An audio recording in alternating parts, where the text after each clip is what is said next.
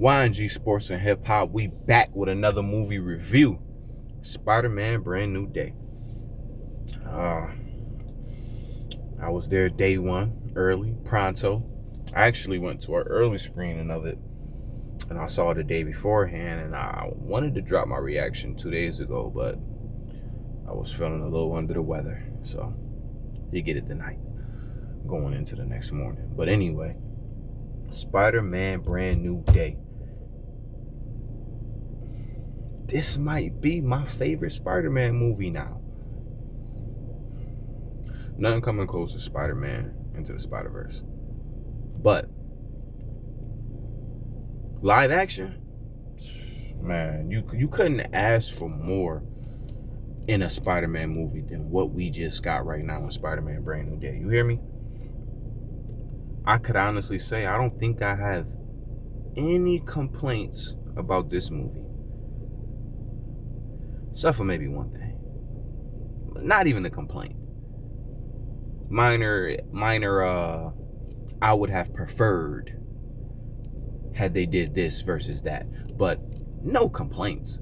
Man, the movie was shot well. The CGI was shot well. I thought that Tombstone and Scorpion and them would have a bigger play. But I thought that was dope the way they did that, because one of the things I was going into the movie wondering was, I know the movie is almost 2 hours and 20 minutes runtime, which is pretty long, but with so many characters, Jean Grey, Sadie, Punisher, Scorpion, Tombstone, I was like, how they gonna fit all of these different characters, storylines, or like it's a lot to try to put into one movie and make it concise and make it good, and not rush through everything and you not be able to build the emotion in it. But they fooled us, because Scorpion is in it for what, a minute runtime? Tombstone 30 seconds. That was basically a quick reel. We saw Scorpion twice, but Tombstone once. So, but I like the way they did that. They got them up out the way early, showed you that, okay, Spider-Man been dealing with for the past couple years, how he's been alone, how he's been living, how he's been dealing with that. And he basically just been pushing Peter Parker to the side. He's been Spider-Man full time for the most part. 10 toes down to Spider-Man, putting that work in. I love the suit. I love a lot of the angles, the shots. Man, there was a scene in the movie where he fighting somebody and he jumped down, and then the camera spin down with him upside down. It was like they had a lot of moments like that where it was like the choreography was amazing, the fighting. My one complaint that I said, not even a complaint, maybe I feel like the hand was unnecessary to have in this movie if you weren't gonna bring Daredevil in. Because who do we most associate the hand with? Daredevil. So when you see the hand, you think, okay, Daredevil's gonna pop up at some point. No. And maybe it's just me, because I'm a huge Daredevil fan, and I love what they did with the Netflix series, and I love what they did when they went over the rights reverted back to Marvel and they went over to Disney. I still love what they did both seasons of Daredevil Born Again. Waiting on the next season. But I just felt like Daredevil should have had an appearance. Daredevil at some point, you got that. You got it there. You got the hand. Daredevil.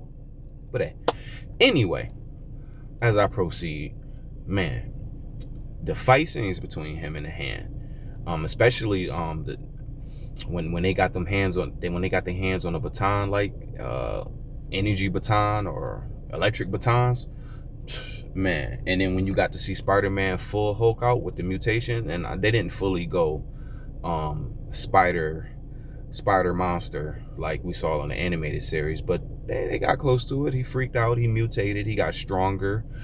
He now naturally has webbing, similar to the original Spider-Man. His senses were heightened.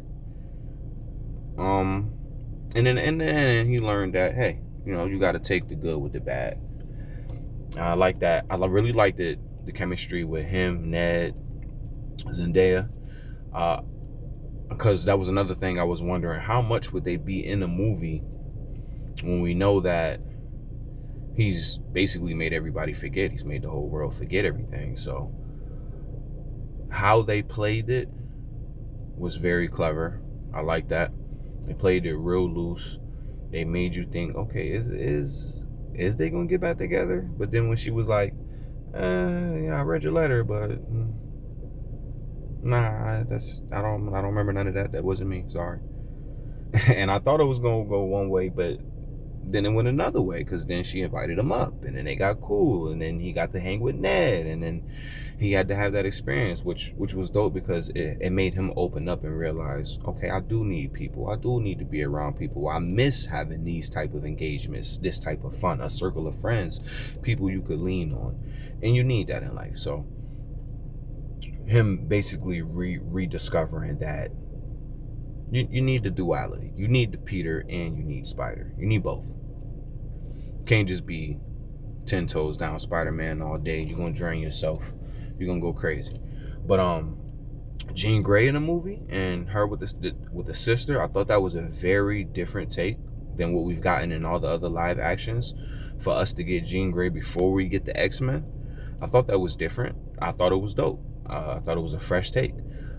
I really liked the actor. She portrayed it well. She did, and I liked how she had moments that reminded me of Professor Xavier. Like, if you remember in the original X-Men movies, he would have times where he could freeze time, or even in Logan, he froze time and was killing people when he was having those what was it? Some type of sickness he was having that was making him have some type of aneurysms, and his powers was going crazy. But anyway, I thought it was dope what they was doing with that. Marvel's getting me excited again, man. Marvel's getting me excited again. So if you're a comic book fan, that we eating good right now. We got Avengers Doomsday coming up.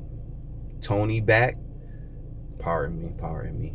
Robert Downey Jr. is back, but you know he's gonna always be Tony, but he doing. Pardon me. He back. It's exciting times right now, man. I'm excited to see what they do. Oh, and I can't end this video without mentioning Hulk. Hulk going crazy again. I like how they slow walked us into it. You know, first they gave us Professor Hulk, and then they let us know, you know, he's still wearing the inhibitor.